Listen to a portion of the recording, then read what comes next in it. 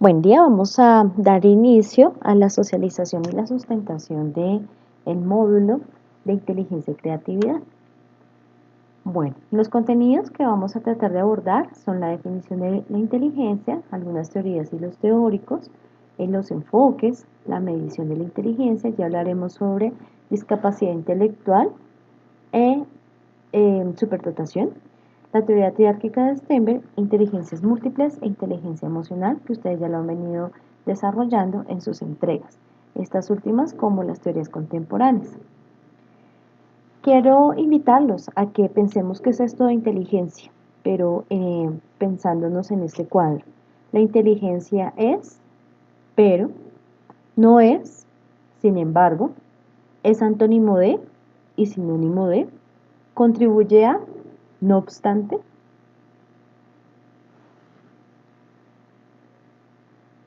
Luego de que ustedes hagan como este análisis, quiero invitarlos a que se incorporen entonces en la temática. Decimos que la inteligencia tiene que ver con lo que las personas hacemos cotidianamente, pero de eso cómo se hace, pues tiene detrás un sinnúmero de características, tanto biológicas como psicológicas, como sociales, y básicamente lo que nos plantea Colon en esta descripción es que tiene que ver con la que yo observo de lo que hace la gente. Por ejemplo, para Garry Kasparov, quien es campeón mundial de ajedrez, dice que es una capacidad de analizar y de evaluar para preparar el mejor golpe. Entonces ahí vemos otras capacidades cognitivas que hacen parte de la inteligencia. Para el inventor de la píldora abortiva dice saber lo que no se sabe y pensar con independencia y rigor. Para Rodolfo Ginás, quien es un neurólogo, y él nos propone ver esta capacidad no solamente como un aspecto propio de los seres humanos, sino que también le corresponde a otros seres vivos, lo que llama la atención frente a la manera en cómo nosotros comenzamos a relacionarnos con este término, porque a veces creemos que los animales eh, no humanos, los seres vivos no humanos, perdón, son aquellos que no tienen capacidad eh, para ser inteligentes, pero fíjense que tiene que ver un poco más allá con lo que tiene que ver con el conocimiento propiamente dicho. Les comparto esta referencia de Attila, en donde dice que son habilidades tanto cognitivas como conductuales que permiten la adaptación eficiente al medio físico y social. Y nos menciona algunos aspectos propios de la inteligencia y de la cognición. Digamos, problematizar, resolver, planear, tiene que ver con la experiencia y la habilidad general, dice él. Es decir, no son habilidades específicas, sino que para él tiene que ver con una capacidad general que, eh, digamos, está compuesta por partes específicas. El genetista Yunis, Emilio Yunis, nos comenta que la inteligencia va más allá del sentido común. Quiere decir que las personas deben aprender, ¿cierto? Y deben trabajar para solucionar esos problemas. No surge de la nada. Carlos Vasco, un matemático, nos habla de la conciencia y la capacidad que tiene el individuo para manejar rápidamente la información y solucionar una problemática dada. Para Manuel Elkin Patarroyo dice que es la capacidad para conocer distintos mundos para crear uno nuevo, lo cual nos hace pensar que también se relaciona con aquello que llamamos creatividad e innovación. Así las cosas, entonces tenemos unos elementos esenciales de la inteligencia. El pensamiento abstracto, la resolución de problemas y la capacidad para aprender es como lo más característico de este concepto. Pero también contamos con algunas habilidades y procesos básicos como es la memoria, ¿cierto? Que está finalmente relacionada también con el aprendizaje. Decían los autores, la adaptación al ambiente, la velocidad mental, como lo decía un autor en donde hablaba de la rapidez, el matemático nos planteaba esto, y la competencia para el lenguaje. En un estudio que realizó Stenberg y Baer, revisaron unos estudios de 1921 a 1986 y miraron cuáles eran esos factores que componían la inteligencia. Ellos afirmaron que era el razonamiento abstracto, la resolución de problemas y la toma de decisiones. Fueron los elementos más comunes con lo que se plantea lo que es la inteligencia. Bueno, entonces estamos hablando, digamos, como de esas características generales, pero pues digamos que hace parte de un sinnúmero de conocimientos que se han dado frente al tema. De manera que vamos a empezar a hacer un recorrido histórico. Vemos allí en 1869 a Francis Galton, quien fue influido por Darwin, y él planteaba que la inteligencia tenía que ver con la rapidez y la precisión, tenía que ver con una capacidad general que se encuentra por debajo de cualquier tarea en la que el sujeto deba alcanzar un determinado nivel de rendimiento. Esto es la comprensión de la inteligencia, entonces como una serie de constructos motores perceptivos, sensoriales, mentales, que le permitían así obtener unos índices y permitían objetivizar esto que llamábamos habilidades. Entonces, esa capacidad intelectual la llamó Galton una capacidad general. ¿Mm? En este orden de ideas, el estudio que él hacía estaba muy relacionado con la teoría eugenésica, un poco para mirar cuáles eran los aptos y menos aptos para el, pues sí, relacionarse efectivamente y eficazmente con el ambiente. Por su parte, Binet y Simon, quienes fueron contratados por el gobierno francés, decidieron hacer unas pruebas para discriminar a estos niños que ingresaban a los colegios y quienes eran capaces de continuar con la escuela pública o aquellos que no. Entonces, en contraposición de Galton está Binet, quien plantea la inteligencia como una capacidad para escoger y mantener la dirección de la conducta. Es decir, mirar hacia dónde la persona puede dirigir su conducta para adaptarse a una situación determinada con el fin de desempeñarse eficazmente y pues alcanzar un fin planteado. Él, de alguna manera, asumía que la inteligencia era una serie de conjuntos, unos procesos psicológicos superiores que actuaban conjuntamente. Entonces allí el tema de la memoria, el entendimiento, la abstracción, el juicio eran muy importantes. Por su lado, Spearman eh, plantea la teoría bifactorial de la inteligencia. Él se interesó por las relaciones entre la inteligencia general y la capacidad sensorial discriminativa. Entonces hablaba de dos tipos de componentes, uno que era el componente G, que era el factor general, y el otro que era el componente S, que era el componente específico. Y de alguna manera estos dos componentes pues permitían de alguna forma mirar cuáles eran los aspectos propios que incidían para que la persona lograra desempeñarse eficazmente en la tarea. Luego llega Thurston y dice, bueno, es que no hay un factor general. Habla de una serie de factores que están de alguna forma interactuando entre ellos y entonces dice, miren, es que existe un factor, una serie de características y habilidades, entre ellas la comprensión verbal, la fluidez verbal, el razonamiento inductivo, la capacidad numérica, la velocidad perceptiva, la capacidad espacial y la memoria, que están de alguna manera interrelacionados y que pues le permiten comprender la inteligencia. Así entonces encontramos que existen diferentes postulados, pero también existen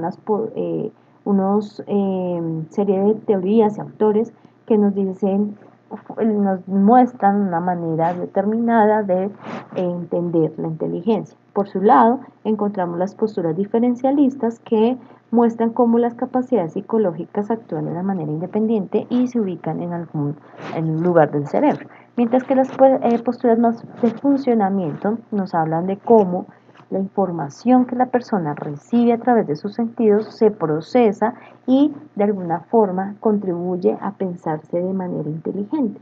Entonces, allí encontramos una serie de autores que vamos a ir conociendo. Les dejo este pantallazo.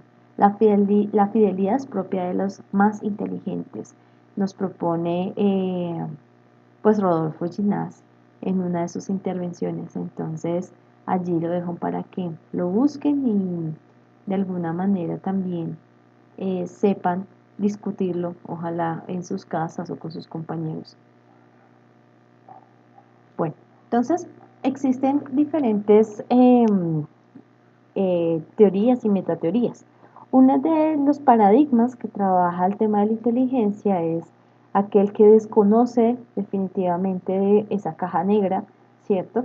Que de alguna manera nos muestra cómo una persona solamente actúa frente a un estímulo determinado y da una respuesta determinada, que es la teoría mecanicista. La organicista en la contextual dialéctica de alguna manera nos muestra que hay unas funciones superiores implicadas dentro del proceso de desarrollo de esta inteligencia, lo que implica la interacción con otras personas o la interacción con el ambiente. Por lo tanto, las personas son vistas de manera activas y como influyentes en sus procesos específicos de, de desarrollo y de comprensión del entorno. Los enfoques que han trabajado y estudiado la inteligencia son el psicométrico, las teorías del desarrollo y el procesamiento de la información. Las teorías psicométricas basan su análisis en pruebas de inteligencia y métodos estadísticos que lo que buscan es de alguna manera mirar cuáles son las diferencias en torno a si es hombre o mujer, si pertenece a un grupo de edad determinado, si pertenece a una etnia o no, y cómo de alguna forma estas características inciden en la capacidad para desarrollar una tarea. Allí vale la pena destacar que pues muchas de las discusiones en torno al género y la raza han sido pues digamos sumamente criticadas también porque algunas tendencias mostraron por ejemplo que las personas afro eran menos inteligentes que los blancos, ¿no? Entonces ahí vale la pena también preguntarse quién planteaba estos resultados, cómo los mostraban, de qué manera llegaban a estos hallazgos, quién pagaba porque se hicieran este tipo de búsquedas y de evaluaciones. Y pues cabe resaltar que para hacer este tipo de diferencias estadísticas y demás se utilizan unos métodos indirectos como son los instrumentos de medición que nos van a permitir conocer el coeficiente intelectual de las personas. Entonces ya decíamos que Binet fue una de las personas que empezó con el tema de la medición propiamente dicha, en donde se crearon una serie de factores, etcétera, y de alguna manera nos permiten en este momento conocer algunos factores que hacen parte de lo que es, denominamos en este momento inteligencia. Para Binet y para Simon, la inteligencia tiene que ver con el juicio, el entendimiento, el razonamiento, la habilidad para pensar de forma abstracta, la habilidad para aprender, la habilidad para adaptarse al medio. Básicamente lo que podemos ver es que la inteligencia tiene que ver con la capacidad para solucionar problemas, para razonar y para adaptarse al ambiente. En algunos momentos habíamos también comentado que tanto en animales humanos como en humanos se ven algunas experiencias de inteligencia. Para la medición de la inteligencia, entonces se creó una serie de insumos muy importantes que nos permitían medir la edad mental de la persona y diferenciarla de la edad cronológica. ¿Listo? Esto que nos permite entender que las personas pueden que tengan, por ejemplo, 25 o 30 años, pero su edad mental sea mayor a la que corresponde para su edad. Entonces ahí es donde podríamos decir que están por encima de la media, ¿cierto?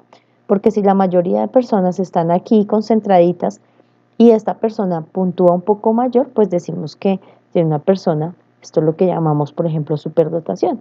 O aquellas que teniendo 30 años y realizan las tareas como personas menores de su edad, entonces ahí estamos hablando de personas que puntúan por debajo de la media. En ese orden de ideas tenemos que diferenciar entre la edad mental de la edad cronológica.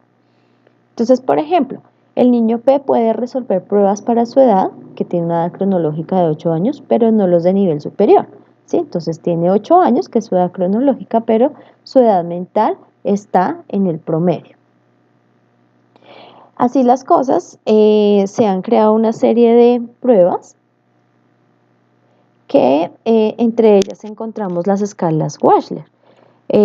David Wechsler empezó a centrarse en cómo empezar a medir la inteligencia, y su aporte más importante fue cuando los test de inteligencia que utilizó para medir, pues medían ese potencial del individuo ante situaciones particulares.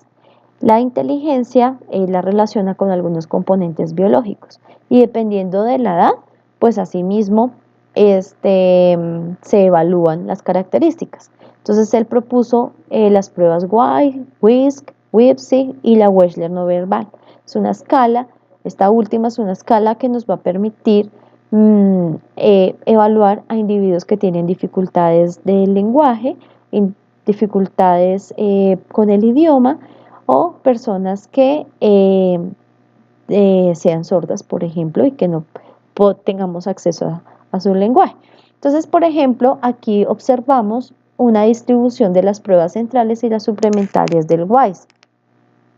Estas subpruebas nos muestran cómo el individuo,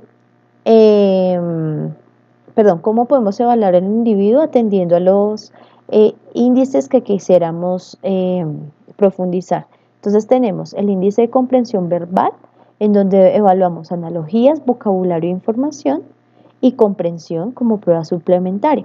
En el índice de racionamiento perceptual encontramos subpruebas como la construcción de cubos, matrices de razonamiento, rompecabezas visuales, y subpruebas como balanzas y figuras incompletas son las suplementarias.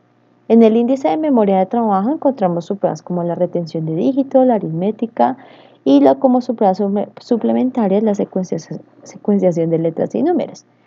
Y el índice de velocidad de procesamiento lo tenemos cuando evaluamos con la búsqueda de símbolos, las claves, y la cancelación como prueba suplementaria.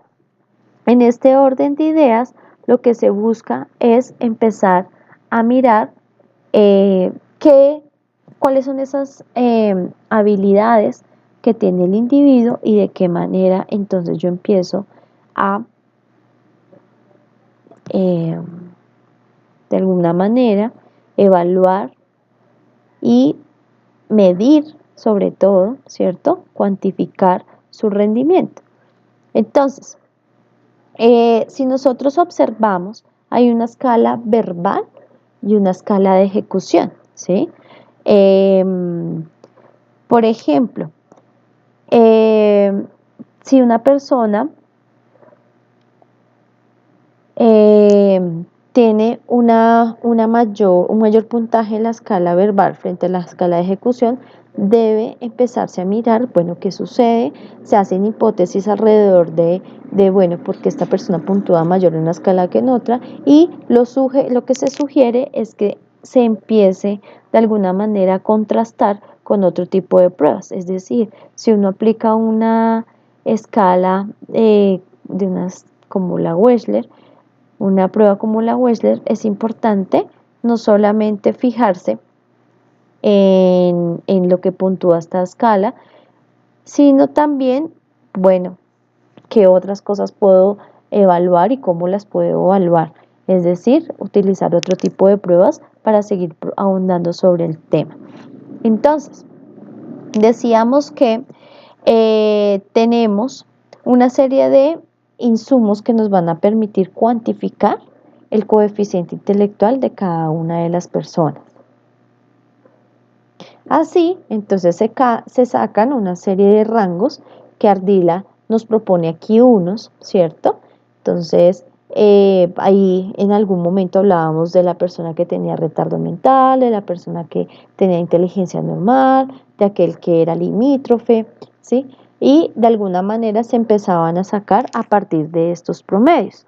Como ya ustedes han ido discutiendo en sus entregas, pues este tipo de manera de conceptualizar la inteligencia ha sido un poco reevaluado, y se ha empezado entonces a trabajar desde el modelo de la discapacidad, el modelo social de la discapacidad. Entonces nosotros ahora tenemos en cuenta estos criterios.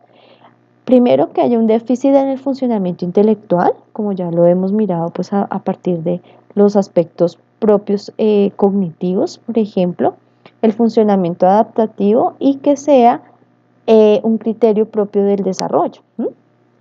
Entonces, en algún momento hablábamos del DSM-4 y allí se estipulaba el retraso mental, y el DSM-5, que es lo que nos está rigiendo actualmente, ya nos habla de discapacidad intelectual. Fíjense que en estos dos conceptos encontramos diferencias importantes. En el DSM-4 pareciera que solamente se fija en los aspectos psicométricos, ¿cierto?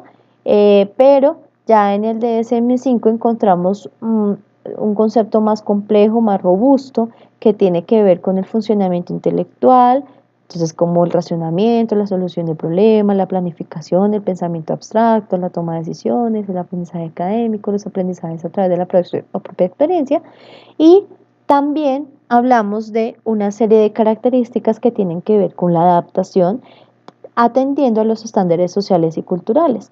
Entonces, esto nos lleva a mirar cómo la persona se desempeña en las actividades de la vida diaria, de qué manera participa socialmente, si la persona es independiente, o qué aspectos propios de la persona se deben tener en cuenta allí para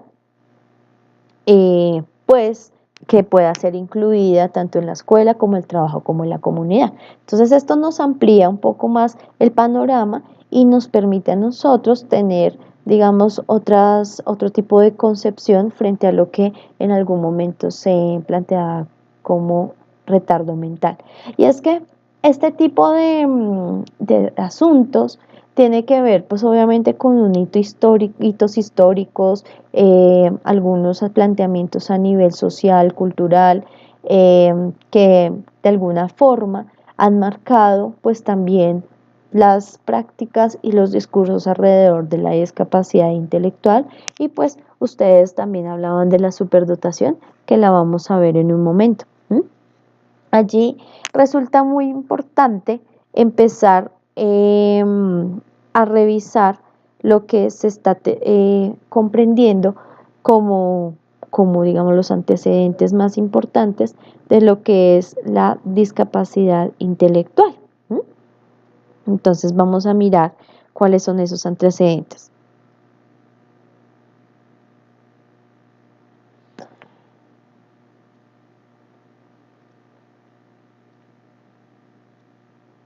Entonces, vamos a mirar aquí algo que ya habíamos planteado y tiene que ver con la teoría de la evolución de Darwin en 1859.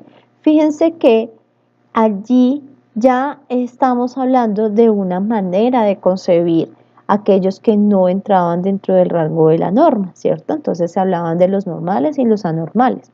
Ya en 1876 se crean unas fundaciones, asociaciones para algunas personas que no hacían parte de este componente. Entonces lo que hablábamos allí es de algunas asociaciones que nos plantean la diferencia entre personas que hacían parte de aquellos que eran descritos como retrasados mentales, idiotas en algunos momentos, y aquellos que eran descritos como normales. En este sentido, empiezan a crearse una serie de personas, una serie de asociaciones e incluso modelos pedagógicos que permitían no solamente centrarse en aquellos aspectos de la persona deficiente, sino también de aquellos que tenían capacidades superiores. Tanto la medicina como la biología, como la psiquiatría, hicieron parte de este movimiento, para lo cual fue muy importante, por ejemplo, De Crowley, en donde proponía una estructura médica para empezar a mirar cómo estos casos eran de alguna manera descritos por los maestros, por los pedagogos, y qué podía hacer entonces ahí la comunidad científica alrededor de estos temas. Entonces se hablaba de una serie de atención a niños ya no solamente con capacidades normales, como eran descritos en su momento, sino también aquellos que eran disminuidos, minusválidos, como se les denominó. En ese orden de ideas, entonces hablamos que también eran incluidos aquellos que tenían algunas limitaciones auditivas, visuales, etcétera. Y, por ejemplo, se comienza a hablar en Colombia, entonces tiempo más adelante, de lo que es la educación especial.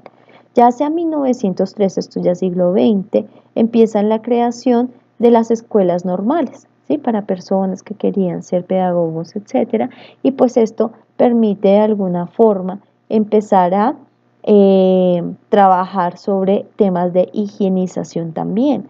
¿Por qué? Porque recordemos que venimos de toda una serie de componentes en donde nos están diciendo que es mejor que las personas que tengan alguna deficiencia no se junten, entre comillas, con aquellos que no la tienen. Entonces empieza a higienizarse la raza.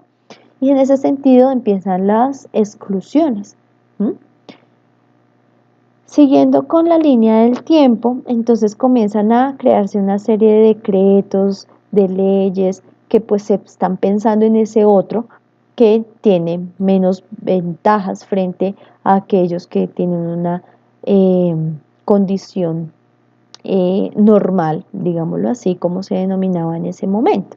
Entonces empezamos a hablar de una serie de atenciones a nivel educativo de carácter asistencialista, es decir, solamente las personas eran llevadas a algunos lugares o solamente era para mirar la parte médica, pero realmente que se estuviera hablando de educación para estas personas, pues no, más bien era el tema de que ellos fueran excluidos y apartados de la sociedad para que no hubiera contagio.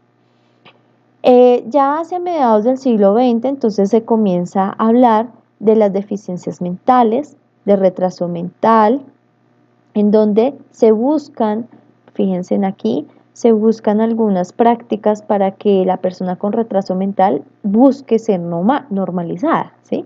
O sea, de alguien que haya sido descrito como limítrofe o con alguna característica de discapacidad intelectual, como se le denomina actualmente, que no corresponde a la mayoría, pues bueno, hay que buscar la opción para normalizarlo.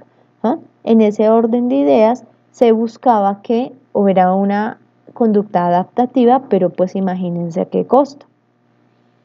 Siguiendo la línea del tiempo, digamos que la escuela sobre todo se va pensando esas licenciaturas para las personas ya con algunas discapacidades.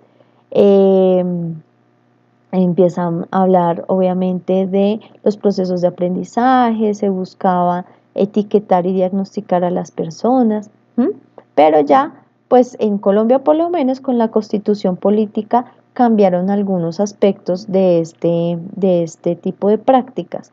Entonces ahí lo que se buscaba era que las personas con discapacidad pudieran tener acceso a la educación, que pudieran ser reconocidos como colombianos, etcétera, etcétera. Y pues esto también está de alguna manera articulado con algunos entes gubernamentales, no gubernamentales, etcétera, a nivel internacional, en donde ya comienzan a hablarse de otro tipo de características de las personas con discapacidad.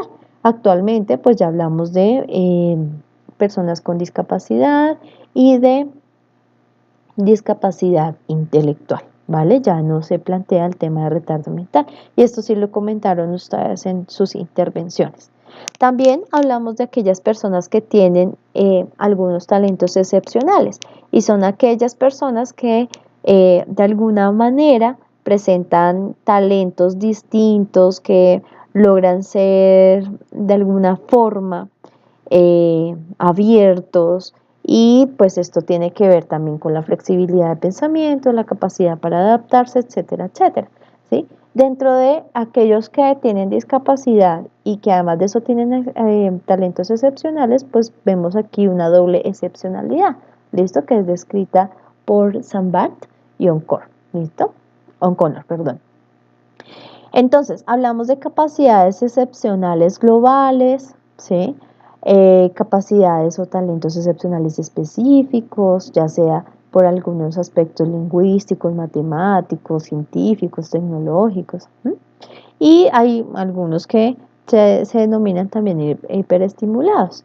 Para que ustedes hagan la búsqueda de Glendoman, quien ha trabajado sobre todo el tema de la estimulación, bueno, con parálisis cerebral, pero también trabaja con niños y niñas de primera infancia, quienes a través de la estimulación se aprovecha todo el tema de la neuroplasticidad y se moldea el cerebro para que hayan unos aprendizajes más eficientes y efectivos.